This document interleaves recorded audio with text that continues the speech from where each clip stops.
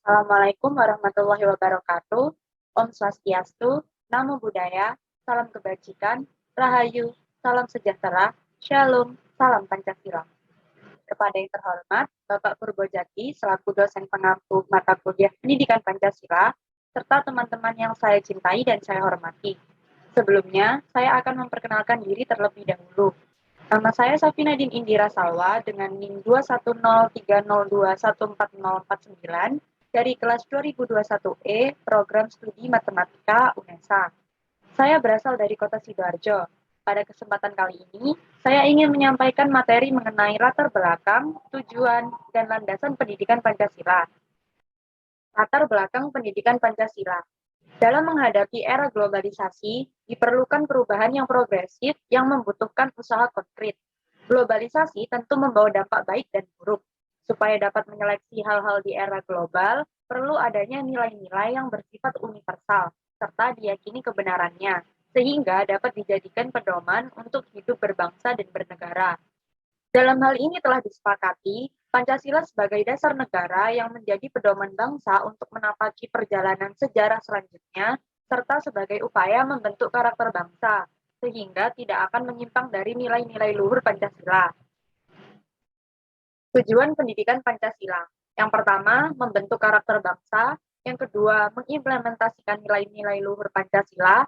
Yang ketiga, berkontribusi aktif dalam kehidupan bangsa. Pengertian Pancasila.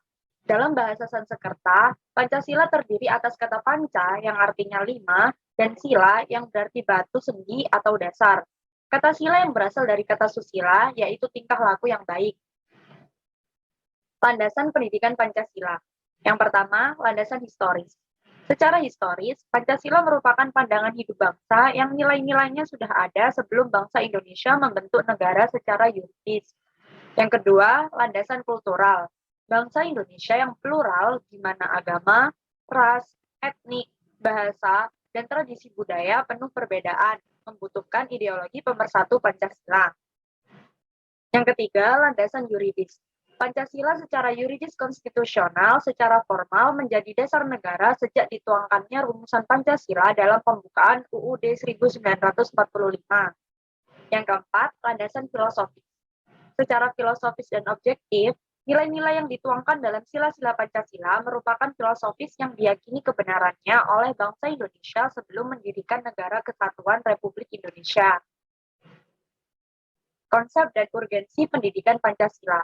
Visi pendidikan Pancasila terwujudnya kepribadian sivitas akademika yang bersumber pada nilai-nilai Pancasila. Misi pendidikan Pancasila yang pertama, mengembangkan potensi akademik peserta didik.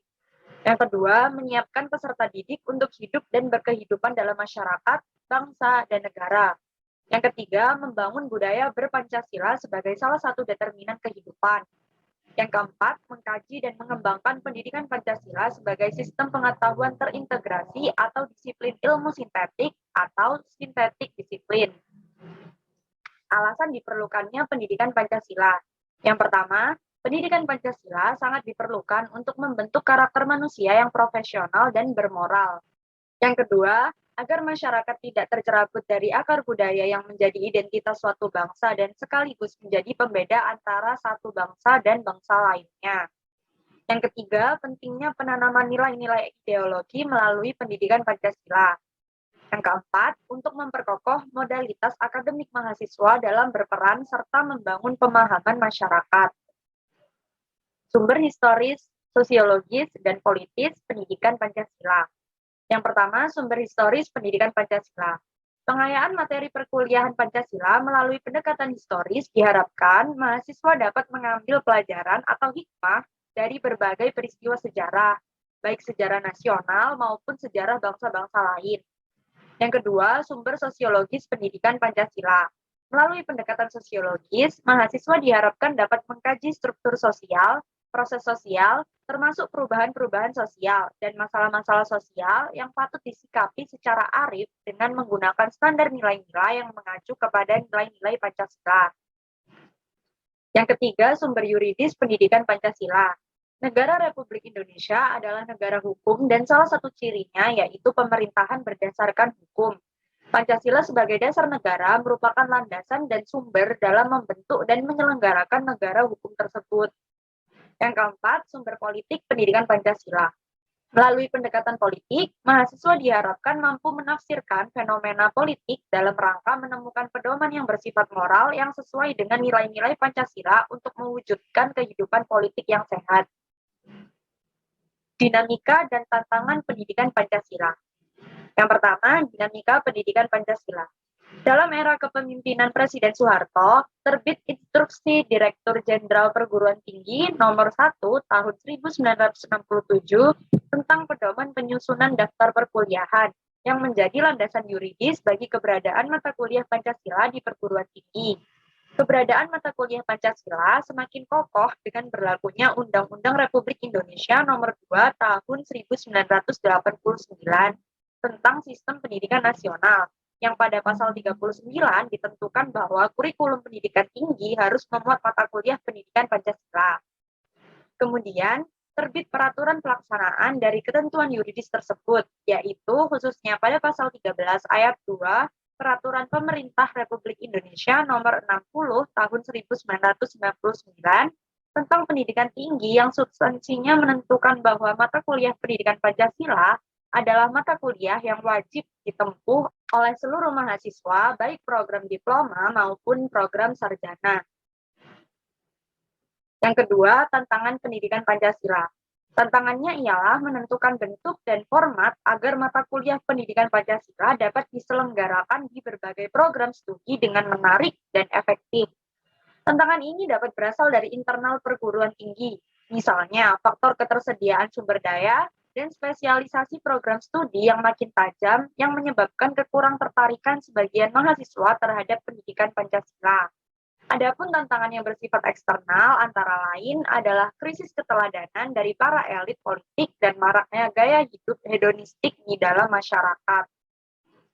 Urgensi pendidikan Pancasila untuk masa depan. Mata kuliah pendidikan Pancasila adalah pendidikan untuk memberikan pemahaman dan penghayatan kepada mahasiswa mengenai ideologi bangsa Indonesia. Dengan landasan tersebut, Ditjen Dikti mengembangkan esensi materi pendidikan Pancasila yang meliputi 1. Pengantar perkuliahan pendidikan Pancasila. 2. Pancasila dalam kajian sejarah bangsa Indonesia. 3. Pancasila sebagai dasar negara. 4. Pancasila sebagai ideologi negara. 5. Pancasila sebagai sistem filsafat. 6. Pancasila sebagai sistem etika. 7. Pancasila sebagai dasar nilai pengembangan ilmu. Dengan harapan, nilai-nilai Pancasila akan terinternalisasi, sehingga menjadi kaidah penuntun bagi mahasiswa dalam mengembangkan jiwa profesionalismenya sesuai dengan jurusan atau program studi masing-masing. Daftar Pustaka, Tim MKWU Pendidikan Pancasila, 2019, Pendidikan Pancasila, Penerbit UNESA University Press. Sekian penyampaian materi dari saya, apabila ada kurangnya mohon maaf. Terima kasih.